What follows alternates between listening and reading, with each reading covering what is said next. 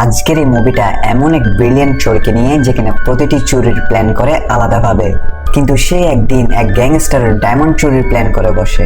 সে কি শেষ পর্যন্ত ডায়মন্ডটা চুরি করতে পারে? এই সব কিছুই দেখবো আজকের মুভিতে, যার নাম হচ্ছে running out of the time. সিনেমার শুরুতে শাওন নামের এক পুলিশ অফিসারকে দেখা যায়, যেখানে ক্রাইম ডিভিশনে কাজ করে। তার কথার স্টাইল এবং আইকিউ লেভেল ব্রিলিয়েন্ট পর্যায়ের, তাই তাকে সবসময় নেগোশিয়েটর বলা হয়। নেগোশিয়েটর তাদের বলা হয় যারা ক্রিমিনালের সাথে কথা বলে ব্যাপার স্যাপার ঠিক করে। একদিন একটা ব্যাংক ডাকাতিতে কিছু ডাকাত ব্যাংকের কিছু লোকদের জিম্মি করে রাখে। সেখানে শাওনকে ডাকা হয়, কিন্তু শাওনের ওভার স্মার্ট স্বভাবে পুলিশ চিফ, যার নাম ব্যানি, সে বিরক্ত হয়ে থাকে। শাওন ক্রাইম সিনে এসে সেই ডাকাত দলের লিডারের সাথে কথা বলে। সেই ডাকাতরা বলে তারা সেখান থেকে পালাবার জন্য একটা বুলেট প্রুফ গাড়ি চাই। শাওন বলে গাড়ি কেন, হেলিকপ্টার নিয়ে নাও। শাওন তাদের ধমকি দেয় তারা যদি 3 মিনিটের মধ্যে সারেন্ডার না করে তাহলে তারা জীবিত বের হবে না। তখন ডাকাতরা ব্যাংকের ভিতরে একজনকে আহত করে দেয়। তখন শাওন তাদের সাথে কথা বলার জন্য কনফিডেন্সের সাথে ব্যাংকে ঢুকে পড়ে। ভেতরে 2জন ডাকাত ছিল। তাদের কথা শুনে শাওন বুঝতে পারে তারা নতুন ডাকাত। তাই শাওন মেন্টাল গেম খেলে তাদের ভয় লাগিয়ে দিয়ে বলে ডাকাতির সাজা খুনের সাজা থেকে কম হয়, তাই তারা যদি কাউকে খুন করে আজ বা কাল তাদের ফাঁসি নিশ্চিত। এখন এগুলো শুনে তাদের মধ্যে একজন তার কথায় এসে যায় এবং পরে 2জন তার কথায় একমত হয়। কিন্তু তখন জিম্মি থেকে একজন লোক হঠাৎ দাঁড়িয়ে তাদের 2জনকে গুলি করে দেয়। এতে সেখানে সবাই দৌড়াদৌড়ি শুরু করে দেয়। সেই লোকটা শাওনকে বলে সে একজন ইন্সপেক্টর, কিন্তু তার কথার ধরনে শাওন মুহূর্তে বুঝতে পারে সেই ইন্সপেক্টরই আসলে সেই ডাকাতদের লিডার। এখন শাওন যখন সেই ইন্সপেক্টরের পর্দা ফাঁস করে দেয়, সেই ইন্সপেক্টর তাকে গুলি করার জন্য পিস্তল উঠায়, কিন্তু শাওন তাকে বলে বাইরে থেকে সব পুলিশ ওয়াকি টকিতে তাদের সব কথা শুনে ফেলেছে, তাই পরিচয় লুকিয়ে কোনো লাভ নেই। শাওন স্টাইলের সাথে বাইরে বের হয়ে যায়। তখন ভেতরে থাকা সেই ইন্সপেক্টর ডিপ্রেস হয়ে নিজের উপর গুলি করে দেয়। তো এই সব চলার সময় রাস্তার ওপার থেকে একজন লোক, যার নাম জিমি, সে তার ক্যামেরা দিয়ে শাওনের ছবি তুলতে থাকে। শাওন জিমিকে দেখতেই চিনে ফেলে। আসলে শাওন কিছু বছর আগে ব্রিটেনে ইন্টারপোলের সাথে কাজ করত। তখন জিমি একজন জুয়েলারি চোর ছিল। সেই সময় তাদের মধ্যে অনেক চোর পুলিশের খেলা হয়েছিল। সেই সময় শাওন জিমিকে বিরক্ত করে রেখেছিল, কিন্তু পরে সে ইন্টারপোল ছেড়ে হংকং পুলিশ ডিপার্টমেন্টে জয়েন করে। জিমি এখানে হংকংয়ে একটা মাফিয়ার তরফ থেকে চুরি করা $80 মিলিয়ন ডায়মন্ড বিক্রি করতে আসে, যেখানে তার দাম $30 মিলিয়ন ধরা হয়। কিন্তু লেনদেনের মাঝখানে জিমির পার্টনার, যার নাম ডোডো, তার সাথে বিশ্বাসঘাতকতা করে। সে সেখানের ডায়মন্ড নিতে আসা সব লোকদের গুলি করে দেয় এবং তাদের টাকাগুলো নিয়ে নেয়, এবং জিমি থেকে ডায়মন্ডটা নিয়ে তাকেও মেরে ফেলে। তারপর আমাদের 1 বছর পর দৃশ্য দেখানো হয়। আমরা অ্যান্ডি নামের এক লোককে দেখি, যার থেকে লাস্ট স্টেজ ক্যান্সার আছে। ডাক্তার বলে সে 4 সপ্তাহের মধ্যে মারা যেতে পারে। অ্যান্ডি ডাক্তারকে বলে তার থেকে তার মিশন সম্পূর্ণ করতে 4 সপ্তাহই যথেষ্ট। সে ডাক্তারকে টাকা দিয়ে তার থেকে কিছু ব্যথানাশক ওষুধ নেয় এবং তারপর সে তার প্ল্যান করতে থাকে। সে শাওনের উপর নজর রাখতে থাকে, কারণ তার মিশনে শাওনের বড় ভূমিকা আছে। এরপর অ্যান্ডি একটা আর্থিক সংস্থায় লোন নেওয়ার বাহানা করে যায় এবং সেই ম্যানেজারকে গান পয়েন্টে নিয়ে নেয়। সে খুব সহজে বাকি স্টাফদের বাইরে যেতে বলে। অ্যান্ডি ম্যানেজারকে বেঁধে এসির সিলিং দিয়ে সেই বিল্ডিং এর অন্য একটি অফিসে পৌঁছে যায়, যেটা আসলে একটা জুয়েলারি শপ ছিল, যেখানে একটা বড় লকারও ছিল। এখানে খবর ছড়িয়ে পড়তেই পুলিশ তার ফোর্সের সাথে সেখানে পৌঁছায়। অ্যান্ডি সেখানে তার কাজ শেষ করে আবার এই অফিসে এসে যায়। সে আরেকটা লকার থেকে কারো রাখার ডায়মন্ড এবং কিছু টাকা নিয়ে নেয়। আসলে সে এখানে চুরি করতে আসেনি, তার বুদ্ধি তো আরেকটা। সে ম্যানেজারের পকেটের মধ্যে কিছু টাকা দিয়ে দেয়। পরে তাকে জিম্মি করে অফিসের বাইরে আসে। বাইরে পুলিশের একজন নেগোশিয়েটর তার অপেক্ষা করছিল। অ্যান্ডি পুলিশ চিফ ব্যানিকে বলে সে শুধু শাওনের সঙ্গে কথা বলবে। এখন না চাইতেও ব্যানি শাওনকে ডাকে। অ্যান্ডি ম্যানেজারকে নিয়ে বিল্ডিং এর ছাদে পৌঁছায়। শাওন সেখানে আসে। শাওন তাকে বলে সে কি চাই, সে কি পালাবার জন্য কার বা হেলিকপ্টার চাই। অ্যান্ডি তাকে বলে তার থেকে এমন কিছু চাই না। সে শাওনকে বলে সে তার সাথে 3 দিন ধরে একটা গেম খেলবে। শাওন বলে তুমি গেম খেলতে চাইলে ম্যানেজারকে ছেড়ে দাও। অ্যান্ডি ম্যানেজারকে গুলি করে দেয় আর শাওনকে বলে সে বিল্ডিং এর চারপাশে বোম সেট করে রেখেছে, তারা যদি তাকে ধরার চেষ্টা করে তাহলে সে এক ক্লিকে তাদের উড়িয়ে দিবে। শাওন কনফিডেন্ট ছিল সেগুলো নকল বোম, কিন্তু ব্যানি রিস্ক নিতে চায় না। এখন অ্যান্ডি এসির হোল দিয়ে পালিয়ে যায়। একটু পর তারা বুঝতে পারে ম্যানেজার জীবিত আছে। অ্যান্ডি তাকে নকল গুলি দিয়ে শুট করেছিল আর সেখানে বোমগুলোও নকল। এদিকে অ্যান্ডি খুব সহজে বিল্ডিং এর পেছন দিক দিয়ে পালিয়ে যায়। শাওন তার পিছু নিয়ে রাস্তায় আসে আর সেখানে দাঁড়িয়ে থাকা একটা ট্যাক্সিকে দেখে তার থেকে একটা আইডিয়া আসে। এখন যখন অ্যান্ডি ট্যাক্সিতে বসে, তার সেই ট্যাক্সি আর কেউ নয় বরং শাওন চালাচ্ছিল। শাওন বলে সে ট্যাক্সি নিয়ে সোজা পুলিশ স্টেশন যাচ্ছে। এখন পালাবার কোনো উপায় নেই। অ্যান্ডি তার সাথে বাজি ধরে সে যদি তাকে পুলিশ স্টেশন নিয়ে যেতে পারে তাহলে সে তার সব কথা শুনবে। এখন এটা বলে অ্যান্ডি তার কাছে থাকা অরিজিনাল পিস্তলটা জানালা দিয়ে বের করে র্যান্ডমলি গুলি করতে থাকে, কিন্তু সে জেনে বুঝে কারো গায়ে মারছে না। কিন্তু তার এই কাজে শাওন ভয় পেয়ে যায় এবং সে ট্যাক্সি থামিয়ে দেয়। যখন সে পেছনে তাকায় তখন সেখানে অ্যান্ডি ছিল না, সে তো আগেই পালিয়ে গিয়েছে। এদিকে ম্যানেজার পুলিশকে কিছু বলতে চাইছিল না, কিভাবে বলবে, অ্যান্ডি তো তার পকেটে অনেক টাকা ঢুকিয়ে দিয়েছে। এখানে অ্যান্ডি একটা বাসে উঠে পড়ে, তখন পুলিশ তালাশি করার জন্য বাসটিকে আটকায়। তখন অ্যান্ডি পাশে থাকা একটি মেয়ের পাশে বসে পড়ে, মেয়েটার নাম ছিল রুবি। রুবি তার পকেটে গুলি দেখে ভয় পেয়ে যায়। পুলিশ যখন অ্যান্ডিকে খুঁজতে থাকে তখন অ্যান্ডি রুবির সাথে এমন আচরণ করে যে সে তার গার্লফ্রেন্ড, তাই পুলিশ অ্যান্ডিকে চিনতে পারে না এবং বাসটিকে ছেড়ে দেয়। অ্যান্ডির এই কাজে রুবি তাকে পছন্দ করে। তখন অ্যান্ডি বাস থেকে নামার পর রুবি তার পেছন যেতে থাকে, কিন্তু অ্যান্ডি তাকে বলে সে যেন তাকে ফলো না করে। এদিকে শাওন একটা জিনিস বুঝতে পারে না, সেই বিল্ডিং এ অনেক জুয়েলারি শপ থাকার পরও অ্যান্ডি কেন একটা আর্থিক সংস্থায় চুরি করেছে। চুরি করলেও কি চুরি করেছে, কিছু কম দামি ডায়মন্ড আর হাজার কিছু ডলার। এটা করার জন্য সে এত বড় রিস্ক কেন উঠিয়েছে। অ্যান্ডির কোনো ফিঙ্গারপ্রিন্ট তারা সেখান থেকে পায় না, তাই শাওন নিজেই সেই বিল্ডিং এ গিয়ে খোঁজ শুরু করে দেয়। তখন সেখানে সে একটা জুয়েলারি শপের মধ্যে সে ডোডো এবং তার কিছু লোকের সাথে একটা ব্রিফকেসকে নিয়ে যেতে দেখে। ব্রিফকেসকে দেখতেই শাওন বুঝতে পারে সেই ব্রিফকেসের মধ্যে নিশ্চয়ই কোনো দামি জিনিস আছে। আসলে ডোডো 80 মিলিয়ন ডলারের সেই ডায়মন্ড সেখানে একটা লকারে রাখতে এসেছে। ডোডোকে দেখে শাওন থেকে লাগে সে যেন তাকে কোথায় দেখেছে। এদিকে অ্যান্ডি ঘর থেকে ডোডোকে সেই ডায়মন্ড লকারে রাখতে দেখে ফেলে। আসলে সেদিন অ্যান্ডি এসির হোল থেকে লকারের দিকে একটা ক্যামেরা লাগিয়ে দেয়। এখন এগুলো দেখে অ্যান্ডি তার নতুন প্ল্যান তৈরি করে, তার থেকে যে করেই হোক সে ডায়মন্ডটা চুরি করতে হবে। এখন অ্যান্ডির শরীর খারাপ হচ্ছিল কারণ তার থেকে ক্যান্সার হয়েছে। সে একটা নাট বল্টু শাওনের কাছে পাঠিয়ে দেয়। শাওন সেই নাটকে দেখে বুঝতে পারে না এটা কিসের নাট বল্টু। কিছুক্ষণ পর তার একজন ইন্টারপোলের পুরনো সঙ্গী কিছু ক্রিমিনালের ইনফরমেশন তাকে দেয়, যেখানে FBI এর মোস্ট ওয়ান্টেড ক্রিমিনালদের লিস্ট ছিল, যেখানে ডোডোর নাম শাওন দেখতে পায়।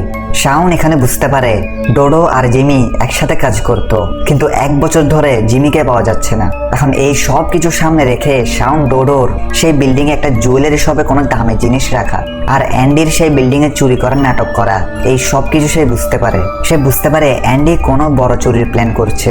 তাই শাওন সেই বিল্ডিং এর কাছে পৌঁছায়, যেখানে দূরে একটা গাড়িতে অ্যান্ডি তার অপেক্ষা করছিল। শাওন সেই বিল্ডিং এ গিয়ে চালাকের সাথে সেখানের গার্ডকে বোকা বানায় এবং সে আর্থিক সংস্থার মেইন দরজায় পৌঁছে যায়, কিন্তু সেখানে নিউমেরিক্যাল লক করা ছিল, যেটার নাম্বার শাওন জানে না। তখন শাওন রিসেপশন থেকে চুরি করা সুগার পাউডারকে সেখানে ফু দিয়ে লাগিয়ে দেয়। সেই পাউডারগুলো ঠিক সেই নাম্বারগুলোতে লেগে যায় যেখানে মানুষের হাতের ঘাম লেগেছিল। তাই শাওন খুব সহজে লক জেনে যায়। কিন্তু শাওনের এই কাজগুলো বাহিরে গাড়িতে থাকা অ্যান্ডি বিল্ডিং এ লুকিয়ে রাখা ক্যামেরাগুলো থেকে দেখতে থাকে। শাওন ভেতরে যায় এবং অফিসের মধ্যে আসে। তখন সে সেখানে সিলিং এ নাট খোলা দেখে সে বুঝতে পারে অ্যান্ডি তাকে কুরিয়ার দিয়ে যে নাটটি পাঠিয়েছিল সেটা এই সিলিং এর। শাওন সেখানে ঢুকে পড়ে এবং সেই জায়গায় পৌঁছায় যেখানে জুয়েলারি দোকানের লকার রাখা ছিল। সে দেখে সেখানে ক্যামেরা ফিট করা হয়েছে। শাওন অ্যান্ডির প্ল্যান বুঝতে পারে। অ্যান্ডি সেখানে ক্যামেরা লাগিয়ে সেই লকারের কোড জানতে চায়, কিন্তু অ্যান্ডি তার থেকেও বুদ্ধিমান ছিল। সে তার হাতে থাকা রিমোট কন্ট্রোল দিয়ে সেখানে সিলিং এর মধ্যে একটা ছোট ব্লাস্ট করে দেয়। ব্লাস্টের আওয়াজ শুনে জুয়েলারি দোকানের সব সিকিউরিটি অ্যালার্ট হয়ে যায়। তারা বুঝতে পারে কেউ ডায়মন্ড চুরি করতে এসেছে এবং তারা নিচে পার্কিং এ থাকা সিকিউরিটি গার্ডদের অ্যালার্ট করে দেয়। এখন এই 2 দলের মধ্যে বেচারা শাওন ফেসে যায়। এখন এই সব কিছুর খবর ডোডোকে দেয়া হয়। ডোডো বলে সে সেখানে 2 মিনিটে আসছে, তারা যেন ডায়মন্ডকে পার্কিং এর মধ্যে নিয়ে আসে। এখন অ্যান্ডি তার গাড়ি নিয়ে পার্কিং এসে যায় আর তার মাথায় টাকলা মাথার একটা গেট আপ নিয়ে নেয়। ডোডোর লোকগুলো অ্যান্ডিকে ডোডো মনে করে ডায়মন্ডের ব্রিফকেসটা নিয়ে গাড়ির দরজা খুলে, কিন্তু তখন অ্যান্ডি তার থেকে ব্রিফকেসটা ছিনিয়ে নেয় এবং সেখান থেকে পালিয়ে যায়। এখন যখন ডোডো সেখানে আসে তখন সে তার লোককে অজ্ঞান দেখে বুঝতে পারে ডায়মন্ড চুরি হয়ে গিয়েছে। অ্যান্ডি গাড়ি নিয়ে বিল্ডিং থেকে বের হয়ে যায়। শাওন তার পিছনেই। তখন সামনে থেকে ডোডোর লোকগুলো তাদের রাস্তা আটকায়। তাদের গুলির মধ্যে শাওন আর অ্যান্ডি ফেসে যায়। অ্যান্ডি শাওনকে বলে আমাদের গেম তো শুধু অর্ধেকই হয়েছে। এখন তারা দুজন মিলে সেই গ্যাংস্টারদের বোকা বানায় এবং সেখান থেকে পালিয়ে যায়। গাড়িতে অ্যান্ডি শাওনকে বলে সে এই সবকিছু সেই ডায়মন্ডকে চুরি করার জন্য করেছিল, কিন্তু এখন গুলি শাওনের হাতে ছিল। সে অ্যান্ডিকে গাড়ি পুলিশ স্টেশনের দিকে নিয়ে যেতে বলে।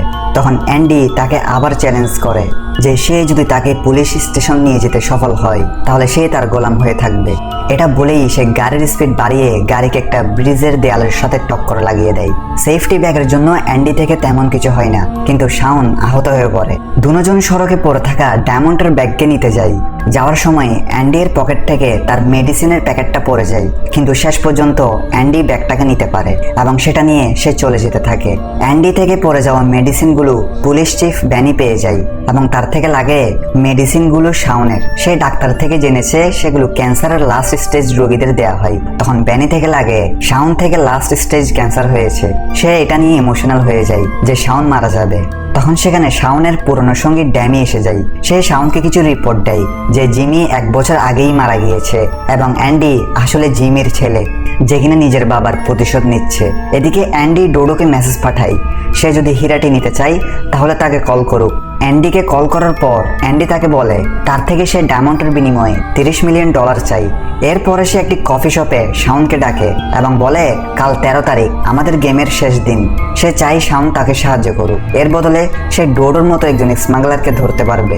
অ্যান্ডি শাওনকে বলে কাল ডোডো একটা রাশিয়ান মাফিয়াকে সে ডায়মন্ড ডেলিভারি করতে হবে, না হলে সে মাফিয়া ডোডোকে মেরে ফেলবে। তাই সে $30 মিলিয়ন বিনিময়ে যখন ডায়মন্ডটা নিতে আসবে তখন তুমি তাকে ধরে নিও, এতে তুমি আবার ইন্টারপোলে বড় পদ পাবে।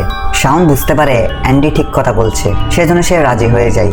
তারপর অ্যান্ডি সেখান থেকে বের হয়ে একটি বাসে উঠে পড়ে। তখন তার পাশে রুবি বসা ছিল, কিন্তু তখন পুলিশের একটা গাড়ি কোনো কারণে তাদের বাস আটকায়। তখন অ্যান্ডি আগের মতো রুবির পাশে গিয়ে বসে যায়, কিন্তু এবার রুবি ভয় পায় না। পুলিশ চেকিং করে চলে যায়। তখন অ্যান্ডি রুবিকে ধন্যবাদ বলে এবং তাকে একটা কফি শপে নিয়ে যায়, কিন্তু তখন অ্যান্ডির মুখ থেকে রক্ত বের হয়।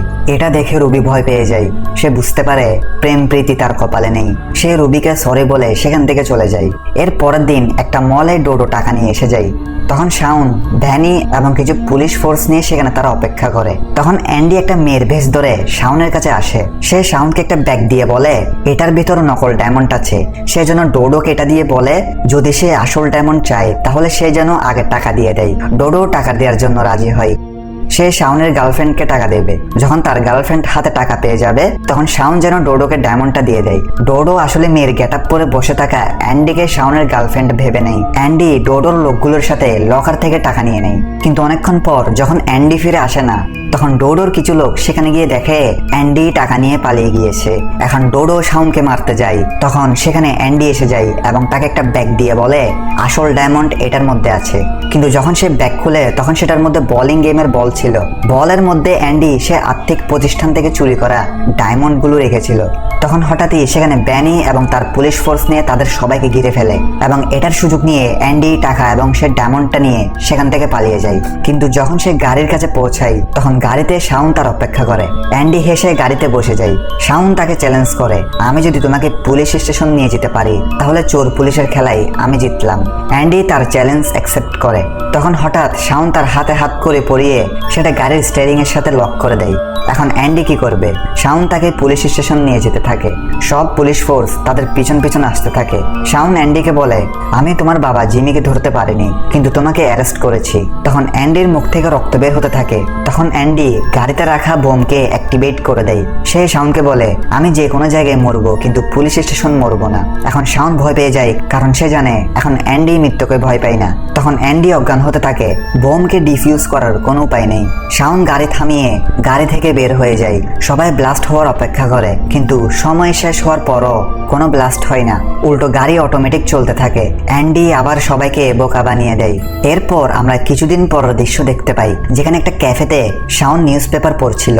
সে দেখে কেউ যেন তার নামে একটা ক্যান্সার ফাউন্ডেশনকে $30 মিলিয়ন দান করেছে। এই নিউজ পড়ে শাওন চমকে যায়। সে বুঝতে পারে এটা অ্যান্ডির কাজ। অ্যান্ডি ডোডোর থেকে চুরি করা $30 মিলিয়ন শাওনের নামে ডোনেট করে দিয়েছে। এই সব কিছু ভাবতে ভাবতে সে একটি বাসে উঠে পড়ে, যেখানে পেছনের সিটে বসা রুবির গলায় সেই ডায়মন্ডের নেকলেসটা সে দেখতে পাই। শাওনের জিজ্ঞাসা করার পর সে বলে এটা তার একজন বেস্ট ফ্রেন্ড তাকে গিফট করেছে, কিন্তু সে বলে এই ডায়মন্ডটা কিন্তু আসল নয় এবং সে জানে না তার সেই বন্ধু কোথায় আছে।